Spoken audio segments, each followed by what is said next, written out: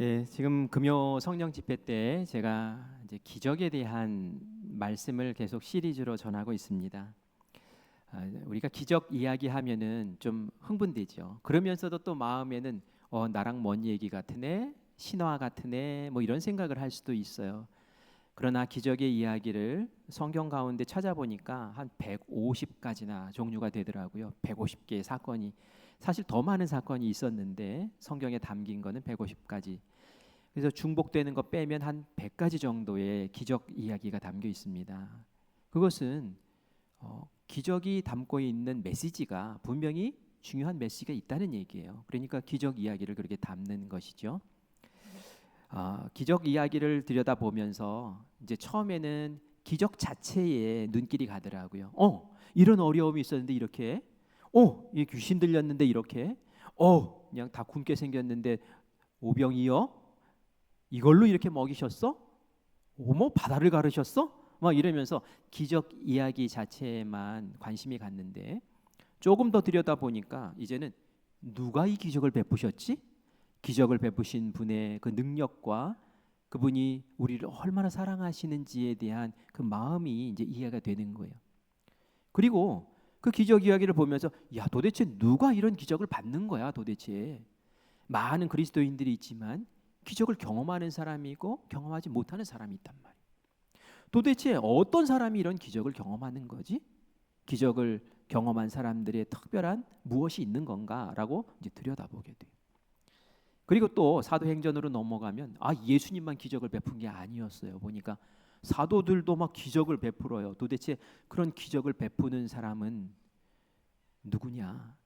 어떤 사람이 그런 기적의 통로가 되는 것인가 이제 보게 되죠. 그래서 이 기적 이야기도 풍성하게 우리에게 은혜를 주고 교훈을 주고 또 우리도 기적을 경험하는 사람, 하나님을 경험하는 사람 되게 만드는 굉장히 중요한 그 이끄는 말씀이구나라는 것을 새록새록 또 알게 돼요.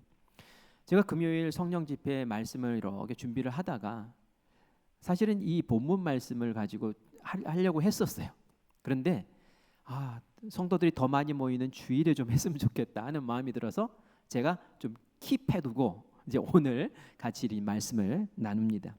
근데 여러분 같이 본문 말씀 읽어보았지만 본문 말씀 몇 절이에요? 딱 3절밖에 안 돼요. 너무 짧은 말씀이에요. 그러나 이 짧은 말씀 속에 우리에게 가르쳐 주시는 귀한 진리가 정말 반짝반짝한 진리가 있습니다. 예수님이 회당장 야이로의 부탁을 받고 야이로의 집으로 갑니다. 이 야이로의 집에는 딸이 있었는데 딸이 중병에 걸려서 오늘 내일 시름시름 하는 거예요. 그래서 급한 걸음으로 가고 있는데 그때 가는 길에서 벌어졌던 곁다리 같은 기적 같은 일이 있어요. 그게 바로 오늘 우리가 읽은 이 말이에요. 12년 동안 혈루증을 앓던 한 여인이었습니다. 이 여인이 예수님에게 사전 요청을 한 것도 아니고 부탁을 한 것도 아니고 동의도 받지 않고 그저 살금살금 예수님 뒤에 다가와서 옷자락을 살짝 만졌어요. 그런데 놀라운 일이 벌어지는데 무슨 일이 벌어졌냐면은 예수님의 능력이 싹 빠져나가는 그런 것을 예수님이 딱 느낀 거예요. 12년 동안 혈루증 앓던 여인이 그 순간에 싹 나음을 입어버립니다. 예수님이 가던 길을 멈추셨어요. 도대체 누구냐? 그리고 그 혈루증 앓던 여인이 납작 엎드려가지고 바들바들 떨면서 접니다 하고 이제 이실 짓고 고백을 하게 되지요. 예수님에게 책망받을 줄 알았는데 오히려 예수님은 그 여인을 칭찬하셔요. 격려하세요. 네 믿음이 너를 구원하였다 하면서 이렇게 격려하시는 은혜의 말씀이 바로 오늘 우리가 읽은 이 3절 3절 가운데 나오는 내용입니다. 제가 이 기적의 말씀을 읽으면서 궁금한 것이 좀 생겼어요. 무엇이냐면은 보통 예수님의 기적을 이렇게 살펴보면은 기적의 어떤 순서가 있어요. 진행되는 순서가 있어요. 먼저 정말 내 힘으로는 도저히 해결할 수 없는 문제를 가진 사람이 예수님을 찾아 나옵니다. 때로는 친구들에게 손에 이끌려서 오기도 하고요. 때로는 저 멀리 먼 발치에서라도 예수님 하면서 막 부르짖고 막 그러면서 예수님에게 어떻게 해서든지 만나서 나의 고민이 이것입니다, 나의 아픔이 이것입니다, 나 좀 어떻게 도와주세요, 살려주세요 하는 그런 애타는 부르짖음이 있기 마련이에요. 그러면 꼭 예수님이 와서 안수를 하신다든지 아니면 진흙에다 막 침을 뱉어서 그걸 이겨가지고 눈에다 막 발라주시고 그러면서 눈뜨게 하신다든지 뭔가 예수님이 건드려 주시고 역사하시는 그러한 어떤 무언가가 있어요. 그리고 나서는 말씀으로 또 격려해 주시고 또 덤으로 복을 더 선포해 주시고 그리고서는 안전하게 돌아가라고 그렇게 평안을 비시는 그런 예수님의 모습을 보죠. 이게 상식적인 그런 어떤 흐름이에요. 그런데 오늘 말씀을 보면 전혀 그렇지가 않아요. 예수님도 몰랐어요. 그냥 살금살금 도둑놈처럼 다가와가지고 예수님 옷자락 딱 만졌더니 예수님에게서 뭐 예수님이 능력을 베풀어야지라고도 하지 않았는데 능력이 쏴 흘러서 가고 그리고 낫고 예수님도 깜짝 놀래서 누가 하면서 그 수혜자를 찾는 그런 모습이 나오잖아요. 야, 이렇게도 기적이 일어날 수 있는 건가? 이런 생각이 들더란 말이에요. 저는 이 말씀을 보면서 야, 예수님의 능력, 예수님의 기적, 예수님의 그거 우리가 도둑질해 먹을 수 있어 이걸 말하려고 하는 게 아니에요. 오히려 이 여인이 말로 고백하고 말로 호소하고 말로 요청을 하지 않았으나 예수님의 그 능력과 딱 만나서 그 능력을 받아서 기적을 경험하는 이것, 그러면 말보다 더 중요한 것이 뭐가 있지 않는가라는 것이죠. 우리가 주여 나 좀 살려주세요, 나 좀 도와주세요 하는 이 말을 하지만 이 말의 배후에 말보다 더 중요한 그 뿌리와 같은 기적을 일으키는, 기적을 끌어들일 수 있는 그 무엇이 있지 않느냐라는 그런 생각이 들었단 말이에요. 그래서 오늘 이 말씀을 우리 같이 나누면서 그것이 바로 이것이었구나라는 것을 깨닫기를 원해요. 제가 오늘 말씀드리고 싶은 것은 오늘 설교의 제목이기도 합니다. 우리 설교의 제목 같이 읽어볼까요? 시작. 믿음의 생각, 믿음의 태도. 믿음의 생각과 믿음의 태도가 정말 기적을 이끌어내는 가장 중요한 바탕과 같은 것이다라는 이야기예요. 오늘 본문 말씀에는 우리 20절 같이 읽을까요? 이 혈루증 앓던 여인에 대해서 어떻게 표현하고 있는지 같이 읽어보겠습니다. 20절입니다. 같이 읽습니다.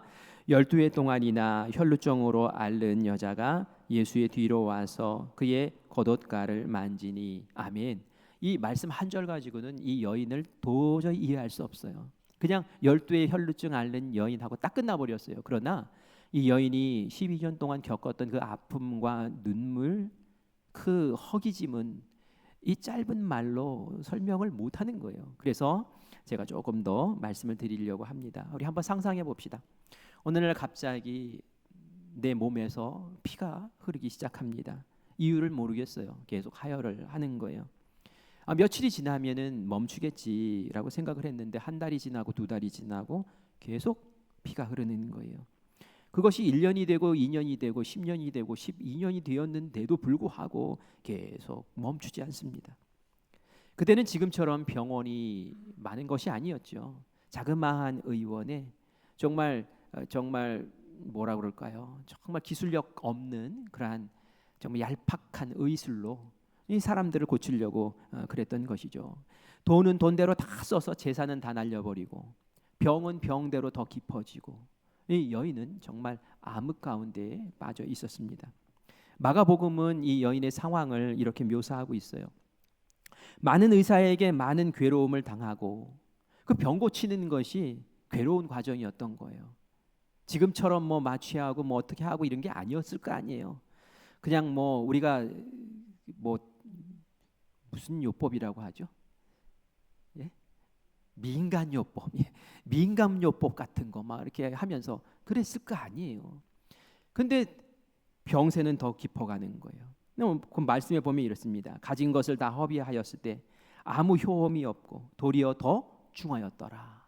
돈은 다 날리고 병은 점점 더 심해지고 뭐 그것만이 아니었어요. 사실 레위기 15장에 보면은 이 여인이 유출병자, 그러니까 몸에서 계속 뭔가 흘러나오니까 유출병자에 속해 하는데 이 유출병자에게는 부정한 자다라는 그런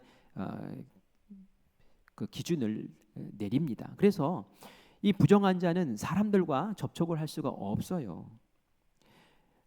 성전에도 들어갈 수 없어요. 이 여인이 하나님을 사랑하고 하나님께 예배드리고 싶은데 도무지 접근을 할 수 없는 거예요. 다른 가족들은 명절이 되어서 절기가 되어서 가자 하고 제사 드리자 하고 올라갔는데 자기만 혼자 집에 남아가지고 집을 지켜야 되는 딱한 신세라는 거죠.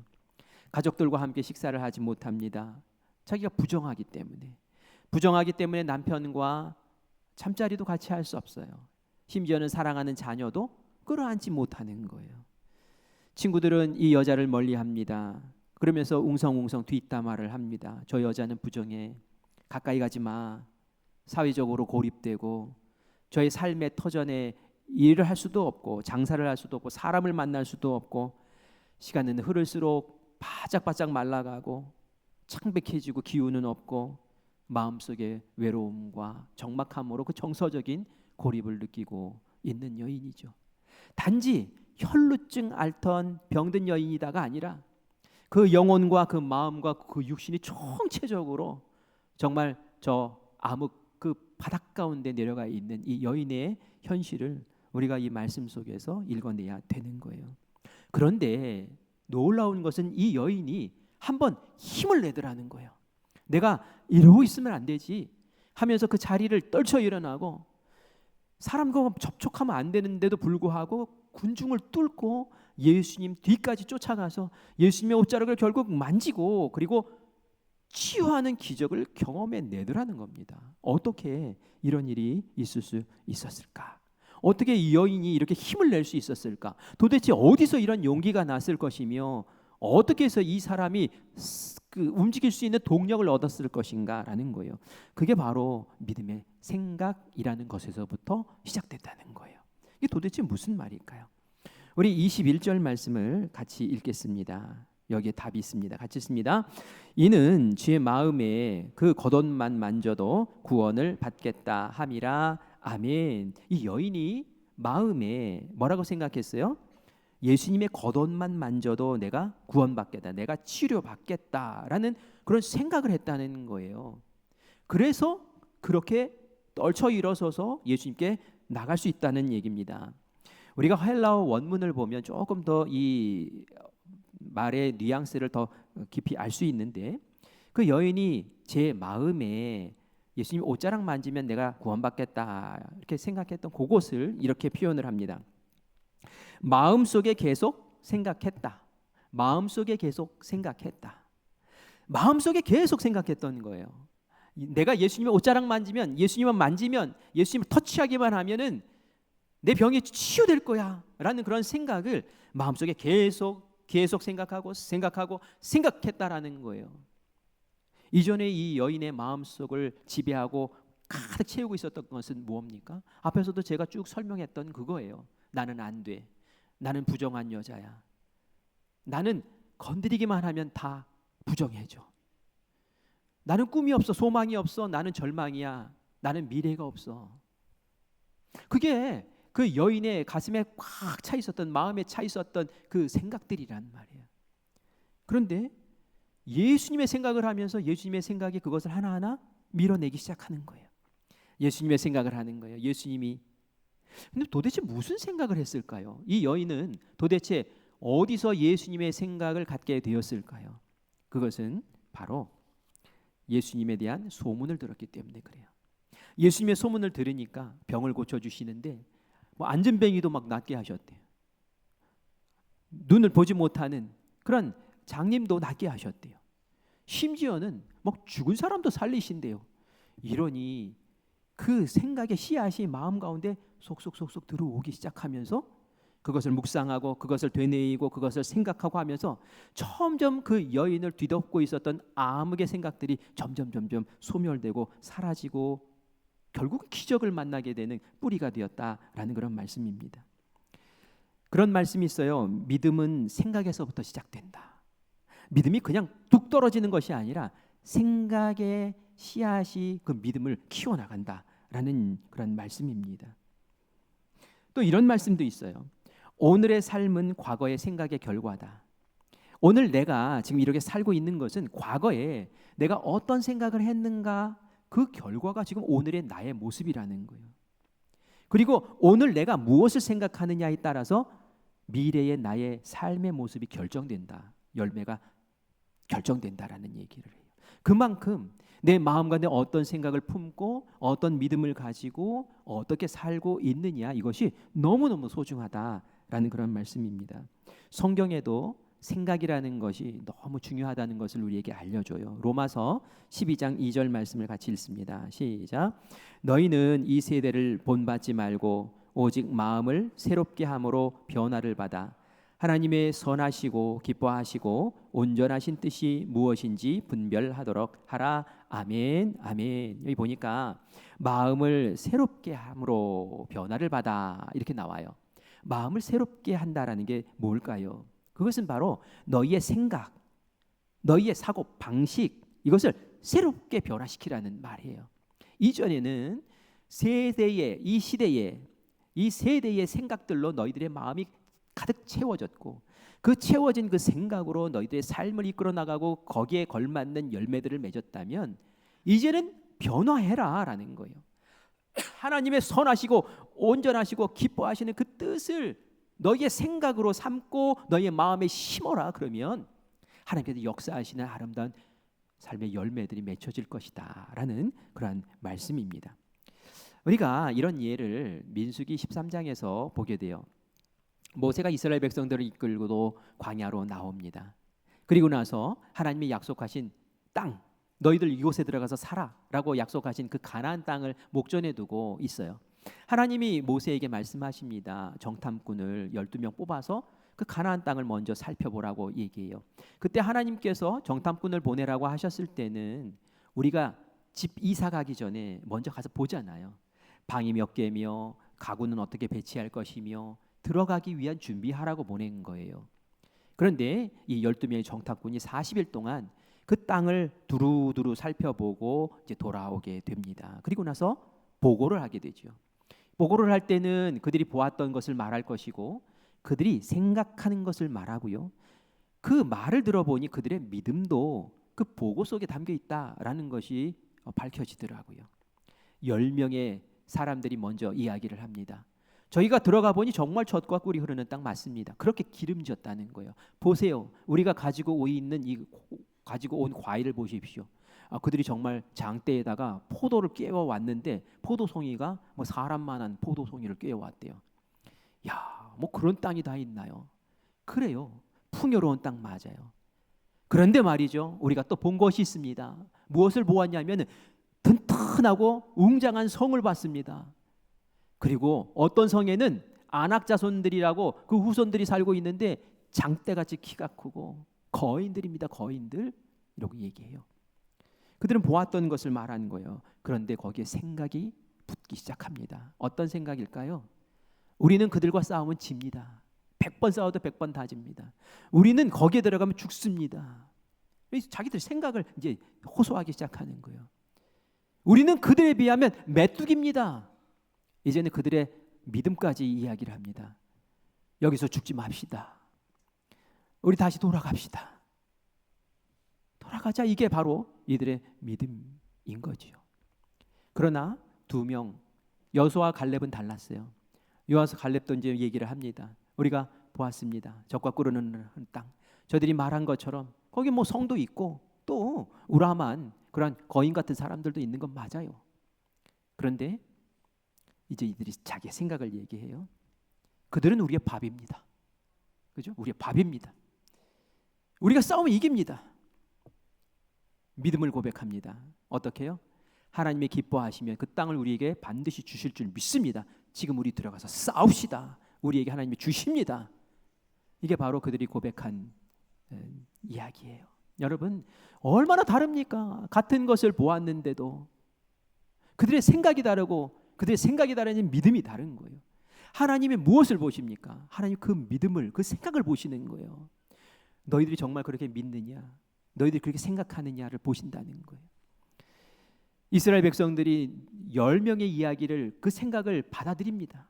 그리고 나서는 모세에게 돌을 던지며 죽이려고 하고 우리 돌아가자고 얘기하고 이런 난리 법석을 피웁니다. 하나님 말씀하시죠. 그래, 내가 다 들었다. 내가 다 알았다. 너희들의 말한 대로 해라. 너희들은 40년 동안 광야에서 죽는 거야. 그러나 두 사람, 믿음의 생각, 믿음의 말을 했던 그 사람들은 너희들의 말대로 가나안 땅에 들어간다. 정말 그런 일이 40년 후에 일어난 줄 믿습니다. 그 믿음의 생각이라는 것이 이렇게 중요하다는 거예요. 내 생각, 내 마음을 믿음의 생각들로 가득 채우는 것, 그것이 정말 중요하다라는 그러한 말씀입니다. 제가 이전에도 말씀을 드렸는데, 제가 몸 아프면 여러분들 병원 가서 치료 받잖아요. 저도 뭐 수술을 많이 하고 이런 건 아니에요. 그런데 무릎 수술은 한번 했어요. 무릎 수술을 한번 하고, 그리고 이제 목 수술도 한번, 디스크 수술도 한번 할 뻔하고 이제 그런 적이 있습니다. 그런데 목 디스크가 생겼어요. 이제 운동도 여러분 그 방법을 알고 하셔야 돼요. 저는 그냥 못 모르고 이렇게 어깨에다가 이게 어깨를 올리고 이렇게 스쿼트를 해야 되는데 목에도 올리고 힘을 썼어요. 그랬더니 목 디스크가 생긴 거예요. 그래서 병원을 갔더니 뭐 약을 먹었는데도 낫지 않고, 뭐 물리치료 받아도 낫지 않고, 결국은 병원 의사 선생님이 수술을 받으셔야 될 것 같다고, 그래서 이 목 디스크 수술을 이제 받아야 될 상황에 처한 거예요. 제가 기도했을까요? 안 했을까요? 당연히 했죠. 하나님 낫게 해주세요. 하나님 이거 고쳐주세요. 저 수술 받을 시간이 없습니다. 새벽 나가가지고 밤늦게 들어오는 그 분주한 일상을 보내고 있는데 제가 지금 빠져나올 틈이 없습니다. 하나님 고쳐주셔야 돼요 하면서 목에 보호대를 하고 그러면서 출근하면서 그렇게 일상을 보내고 있었어요. 그런데 어느 날, 그날도 이제 퇴근해서 베개를 이렇게 고요 받치고 누워 있는데, 이제 제 아내가 이제 제가 이제 아내에게 수술 얘기를 했죠. 아무래도 수술 받아야 될 것 같다고 그렇게 얘기를 하는데, 제 아내가 좀 진지하게 얘기를 하더라고요. 기도를 제대로 한 거냐고. 여보, 기도 제대로 한 거냐고. 정말 믿고 기도하냐고. 그렇게 얘기를 하더라고요. 그래서 무슨 또 쓸데없는 목사한테 지금 무슨 이러면서 누워서 끙끙거리고 있었어요. 근데 제 아내가 제 아이들한테, 그때 뭐 초등학교 들어갔나 들어가지 않았나 하여간 그 어린 아이들한테, 야 아빠가 목이 너무 아프대. 그러니까 너희가 아빠 낫도록 기도를 해줬으면 좋겠어. 딱 이렇게 얘기를 하는 거예요. 근데 얘네들이 정말 엄마 말대로 와가지고 저한테 손을 턱 얹더니 목사 아빠에게 기도를 하기 시작하는 거예요. 기도의 내용이야 뻔한 거 아니겠습니까? 우리 아빠 목 낫게 해주세요. 디스크 낫게 해주세요. 수술 안 받고 낫게 해주세요 하면서 막 기도를 하는 거예요. 근데 그 기도를 듣는 순간 제가 마음에 찔림이 있었어요. 무슨 찔림일까요? 우리 아이들은 정말 믿고 기도하는구나. 그게 느껴지더라고요. 나는 마음의 생각이 다르구나. 왜요? 의사가 자꾸 수술해야 된다고 그러고 수술해야 된다고 이러니까 말이죠. 이거 온전한 어떤 기댐, 믿음 이런 게 안 생기더라고요. 뭡니까? 말은 기도해요. 말은 기도해요. 말은 다 해요. 말은 다 해요. 근데 내 마음에 담겨 있는 생각, 내 마음의 온전함은 아니었던 거예요.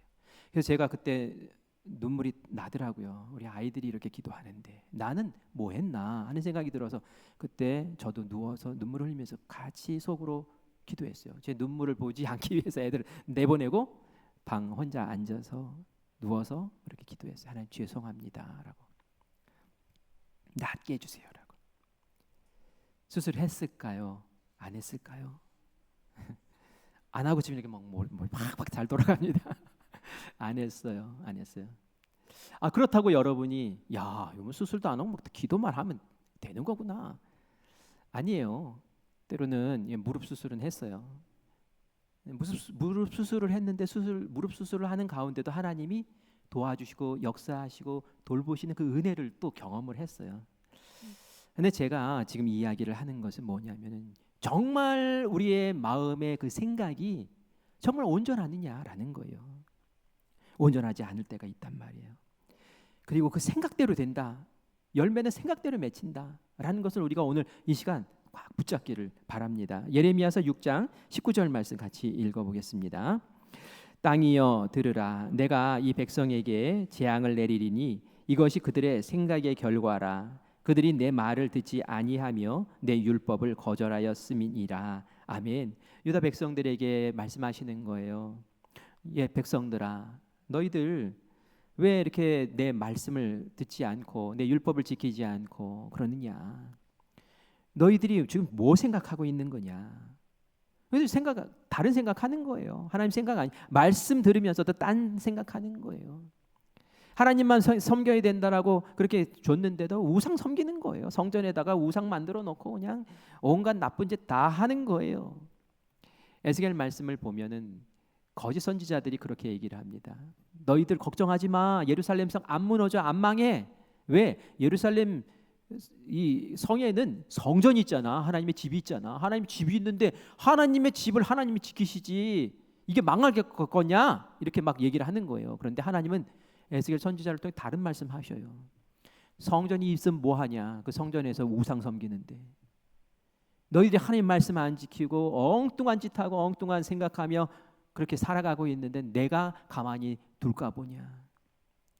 바벨론을 동원하셔서 결국은 예루살렘 성전 무너뜨리고 마시는 그런 역사를 베푸시지 않습니까? 그건 뭡니까? 생각대로 열매 맺는 거예요. 생각대로. 그래서 우리가 생각이 중요하다는 거예요. 내 마음의 생각을 지켜나가는 것. 그래서 잠언서에도 그런 말씀하시죠. 그래서 모든 지킬 만한 것 중에 내 마음을 지켜라. 생명의 근원이 이에서 남이니라. 잠언서 4장 23절 말씀이에요. 우리의 마음이야말로 정말 영적 전쟁터거든요. 영적 전쟁터, 막 싸움이 일어난다는 거예요. 예수님이 우리에게 말씀 주세요. 오늘 제가 설교하면 여러분들이 그래 그런 거였구나. 우리 마음속에 우리의 생각, 하나님의 생각을 집어넣어야 되는 거구나. 그래요. 그래서 그걸 딱 안고 나가요. 그냥 나가자마자 마귀가 가라지를 싹 뿌려요. 마태복음 13장에 보면 마귀가 가라지를 뿌린대요. 그 가라지가 또 자라나는 거예요. 마음속에서 같이 자라나는 거예요. 그것을 잘 정비해 나가야 돼요. 잡초 뽑아내듯이 잘 정비해 나가야 된단 말이에요. 제가 왜 순수한 기도를 드리지 못했을까요? 우리 아이들은 순수한 기도를 하는데 그 전문가가 의사 선생님이 이제 가라지를 이제 뿌려준 거죠. 절대로 이거 수술 아니면 안 낫는다고. 권위 있는 의사가 얘기하는데 그 가라지가 얼마나 파워가 있습니까? 쪽쪽으로드는 거죠. 마음의 믿음의 생각이. 우리가 주님 앞에 기도할 때에, 주님 앞에 호소할 때에, 주님 앞에 나아갈 때에 정말 내 마음속에 그 생각들이 주님 주신 생각인지 그것을 분별할 줄 알아야 될 줄 믿습니다. 꼭 그것을 잡을 줄 알아야 돼요. 이 여인의 마음에 얼마나 그 아픈 그런 과거의 그 나쁜 생각들, 실패했던 기억들, 수치심 이런 가라지들이 많았겠어요. 그런데 이 여인이 잘한 것 그거 한 가지인 거예요. 예수님의 생각이 마음에 들어왔을 때 그걸 꽉 붙잡은 거예요. 예수님이 이렇게 하셨어? 저렇게 하셨어? 예수님이 그런 말씀 주셨어? 그랬어? 그 말씀을 생각하고 그 기적을 생각하고 그 예수님을 생각하니까 그 마음이 점점 밝아지더니 그 마음을 예수님의 생각으로 가득 채우더니 그 마음의 생각대로 일어서서 어둠을 떨쳐 일어서고 기적을 경험하는 자리까지 서게 된 줄 믿습니다. 그래서 우리 마음엔 어떤가 여러분들이 돌이켜 보시기를 바라요. 성령님께서 알게 하셔요. 내 마음에 하나님의 생각, 예수님의 생각, 그 믿음의 생각으로 가득 채워나가시는 우리가 되기를 간절히 축원합니다. 그리고 믿음의 태도, 마음의 태도 이게 정말 중요한 거예요. 생각이 딱 채워지니까 그 생각대로 움직이기 시작해요. 그 간절함으로 나아가게 돼요. 그 여인이 무리를 뚫고 나가는 거는 간단한 일이 아니었어요. 왜냐하면은 뭐 힘도 없었겠지만 그것을 뚫고 나가자면은 접촉을 해야 되잖아요. 사람들과 부딪히게 되잖아요. 근데 부딪히는 것 자체가 죽음인 거예요. 어디서 네가 지금 부정한 여인이 부정한 사람이 어디 이렇게 돌아다니고 사람들을 해집고 다녀 하면서 돌로 쳐서 죽여도 할 말이 없는 거예요. 이 여인이 그 자리에 들어서는 데까지는 죽으면 죽으리라 하는 그런 각오로 나갔던 거예요. 이런 간절한 사람이 만나게 되는 거예요. 해주시면 감사하고 안 해주셔도 할 수 없고, 이거는 간절함이 아닙니다. 내 마음에 주님의 생각으로 가득 채워지고, 그리고 내 마음에 간절함이 있고, 이럴 때 역사가 일어나는 것이죠. 그래서 믿음의 생각이 씨앗이라면 믿음의 태도는 열매를 맺는 동력이 되는 거예요.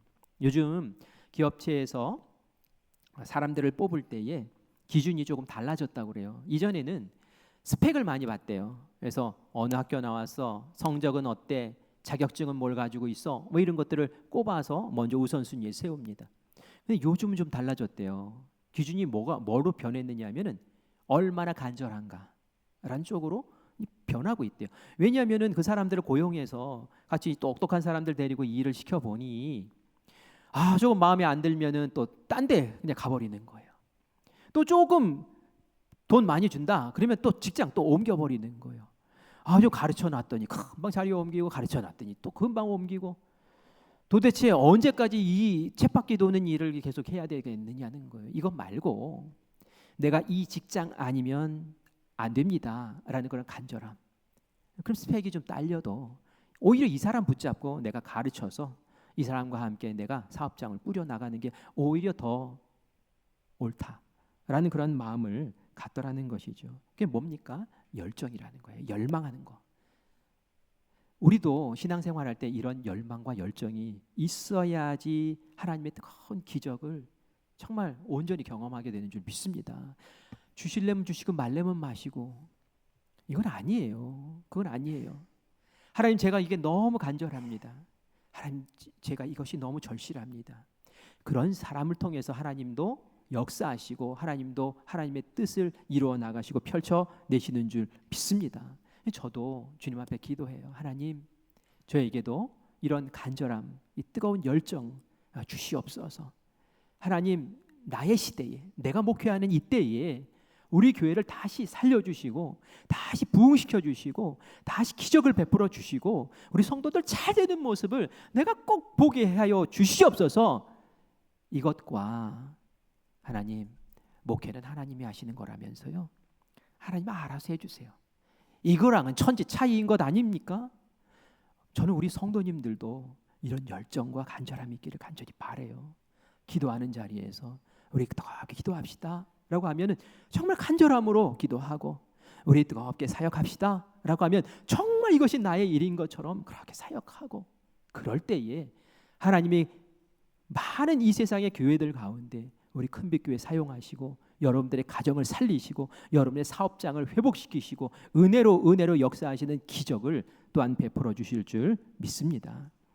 오늘 이 시간도 그런 모습을 우리에게 기대하실 거예요. 정말 마음의 생각, 하나님께 온전히 바쳐진 생각, 그리고 간절한 마음으로 오늘 이 시간 부르짖으면 하나님께서 왜 우리를 안 만나 주시겠습니까? 우리를 건드려 주시고, 너의 눈물이 이것이었냐? 라고 오늘 이 시간 회복시키시는 은혜가 분명히 있을 줄 믿습니다.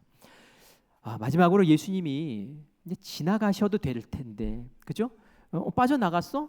누군가가 내 능력을 가져갔는가 보다. 그러고 그냥 가실 수도 있는데 굳이 걸음을 멈추시고 뒤를 돌아보시면서 누구냐 하고 왜 찾으셨을까요? 예수님이 생색 내시려고 그러실까요? 저는 집에서 생색을 좀 냅니다. 뭘 좀 해준 다음에 고마워? 하고 물어봐요. 그럼 질색을 해요.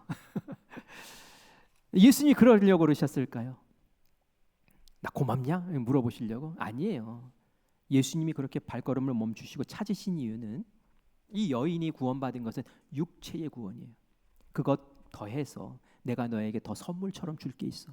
네 믿음이 너무 예쁘다. 너의 그 믿음의 태도, 그것이 너무 이쁘다. 내가 너에게 더 줄 게 있어 라고 해서 발걸음을 멈추시는 거예요. 예수님 뭘 주셨는지 우리 22절 말씀 같이 읽습니다. 시작. 예수께서 돌이켜 그를 보시며 이르시되 딸아 안심하라, 내 믿음이 너를 구원하였다 하시니 여자가 그 즉시 구원을 받으니라. 아멘. 아멘. 예수님 돌이켜 보시고 말씀하셨어요. 딸아 안심해라, 네 믿음이 너를 구원하였다라고 말씀하시는데, 여기서 딸아 하고 부르는 이유는 뭡니까? 아니 언제부터 딸이에요? 언제 봤다고 딸이에요? 근데 따라하고 부르시는 거예요. 이게 친밀한 관계를 얘기하는 거예요. 네가 그동안의 인간관계 다 끊기고 세상 사람들에게 부정하다고 생각되고 외톨이로 그렇게 어리게 살았지, 이제는 그거 아니야 하면서 정서적인 구원을 베풀어 주시는 거예요. 거기에 있는 모든 사람들이 그를 봅니다. 이제는 혈루증 앓으며 그 외톨이로 지냈던 그 소외된 인간이 아니라는 거예요. 이제는 치유함받고 이제는 모든 사람에게 인정받고 함께 머물 수 있는 그 정서적으로 다 회복된 사람이라고 지금 공포해 주시는 거예요. 그리고 너 구원받았다라고 얘기를 합니다. 이 구원이라는 것을 여인이 얘기할 때는 육신의 구원을 얘기했던 거예요. 내가 예수님 옷자락만 만지면 내 육신의 구원받겠지? 치료받겠지? 근데 예수님이 지금 말씀하시는 건 뭡니까? 지금 몸 다 나았어요. 그런데 구원 받았다고 얘기하고 구원 받았다고 이제 말씀에 나온단 말이에요. 뭐예요? 이것은 정서적인 구원과 또 영혼의 구원까지 얘기하는 거예요. 네 영혼도 구원받. 내가 네 영혼을 구원해 줄 것이다라고 말씀하시는 것이죠. 예수님은 이런 분이세요. 우리가 아는 하나님이 이런 분이시란 말이에요. 이런 하나님이 우리를 기대하시고 복 주시려고 작정을 하시고 우리를 보시는 거예요. 이런 하나님과 만나야죠. 하나님, 나에게 이 혈루증 앓던 여인에게 주셨던 그 복을 나에게 주십시오. 기적을 베풀어 주십시오. 요한복음 말씀에 보면은 하나님께서 기적을 베푸실 때에 너 잘되라 하는 것뿐만이 아니라 다른 목적을 가지고 우리에게 기적을 베풀어 주신다고 말씀하세요. 우리 같이 읽어보겠습니다. 요한복음 20장 30절 31절 말씀입니다. 같이 읽습니다. 예수께서 제자들 앞에서 이 책에 기록되지 아니한 다른 표적도 많이 행하셨은 오직 이것을 기록함은 너희로 예수께서 하나님의 아들 그리스도이심을 믿게 하려 함이요 또 너희로 믿고 그 이름을 힘입어 영생을 얻게 하려 함이니라. 아멘. 아멘. 다른 데서는 기적이라고 얘기하는 것을 요한복음에서는 표적이라고 이야기를 해요. 기적과 표적이 뭐가 다르냐면 기적은 어떤 초월적인 현상 그 자체를 기적이라고 얘기하는 거예요. 근데 표적이라고 얘기할 때는 그 기적이 담고 있는 내용까지도 이야기를 하는 거예요.